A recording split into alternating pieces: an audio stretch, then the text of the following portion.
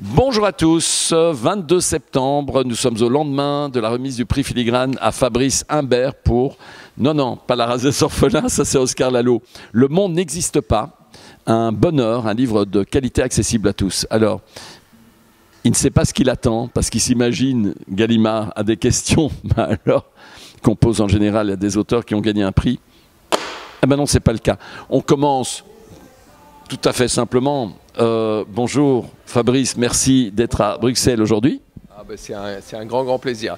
J'aime beaucoup Bruxelles et puis recevoir un prix, c'est quand même très agréable. Moi, je pense que c'est toujours un bonheur. Quelle est ta lecture du moment? Alors, je vais décevoir tout le monde, mais si vous me demandez sincèrement ma lecture par exemple de ce matin, c'est l'Émile de Rousseau. Parce que j'ai un cours demain sur l'Émile de Rousseau et donc je le prépare.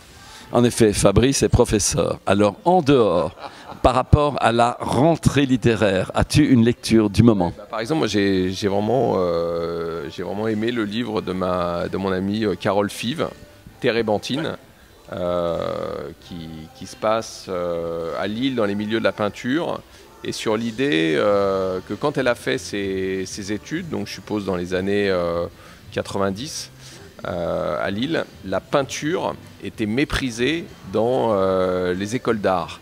Et ça m'a fasciné cette idée, qu'on pouvait, dans une école d'art, mépriser la peinture et dire que c'était un art fini. Et donc ce roman Térébenthine sur l'abandon de la peinture et puis sa résurgence actuelle, ça m'a beaucoup intéressé. Et ce livre est tellement bien écrit que tu en as même l'odeur? Alors l'odeur de Térébenthine, peut-être pas, parce que la particularité de l'écriture de Carole Five, c'est que c'est une écriture d'esquisse, ça va très vite. Donc j'ai pas senti la Térébenthine, je dirais que la Térébenthine c'est plutôt Zola. Zola c'est quelqu'un qui nous ferait sentir la Térébenthine, pas Carole Five. Avec ses écrits au quotidien. Je ne sais pas si c'est ta première visite à Bruxelles, si tu viens régulièrement. Si ce n'est pas le cas, as-tu un lieu de prédilection? Je vais être horriblement banal, hein, pardonnez-moi, mais mon lieu de prédilection à Bruxelles, c'est le musée. Voilà, il y a des toiles que je trouve quel musée? Absolument magnifiques de la période flamande. Donc, quel musée? Musée historique, non?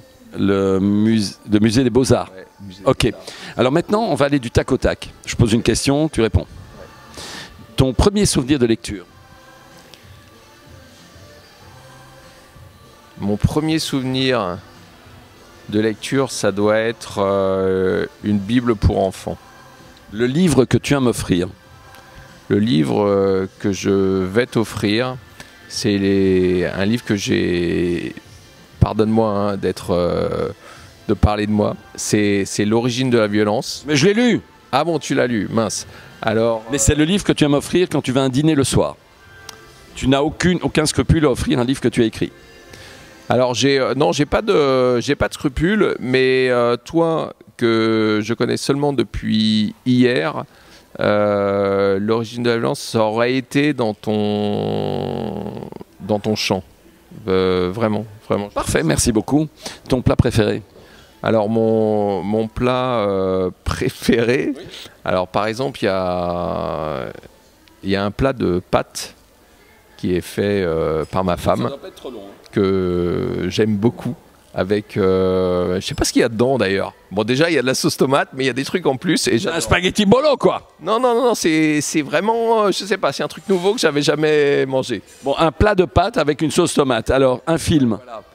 Un film, il y en a beaucoup, honnêtement il y en a beaucoup, mais le dernier film qui m'a le plus plu, c'était Blade Runner 2049. Parfait. Une musique, un groupe, une chanson?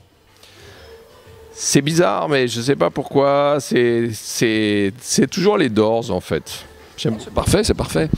On est post-Covid, les frontières sont ouvertes, on peut prendre des avions. Un pays où tu voudrais te rendre demain? Le pays où je veux me rendre demain, c'est Israël. Ben, je te le ferai visiter alors avec grand plaisir. Ton lieu préféré au monde?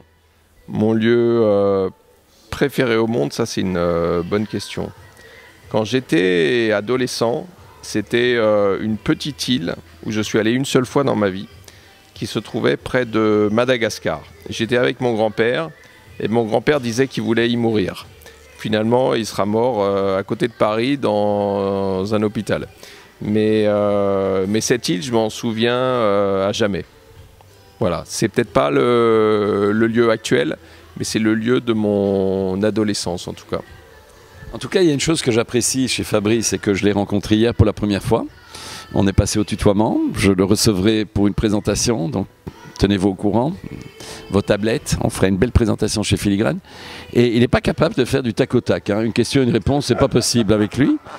On va faire une dernière question et puis on passera à la toute dernière question. Si tu avais la possibilité de rencontrer quelqu'un d'inaccessible encore vivant aujourd'hui, tu as une idée ? Vivant aujourd'hui, j'ai ma réponse de midinette, ce serait DiCaprio. Et sinon une belle actrice, je sais pas laquelle. Alors, on a un tout petit objectif, je te prie de le regarder. Si tu devais donner un conseil aux jeunes aujourd'hui, quel est-il ? D'y aller. Vraiment d'y aller. C'est à peu près le seul conseil qu'on puisse donner à chacun, à tout âge de la vie et tout le temps, c'est d'y aller. Merci. Je suis ravi de cette rencontre, Fabrice. On se revoit très vite. Merci beaucoup.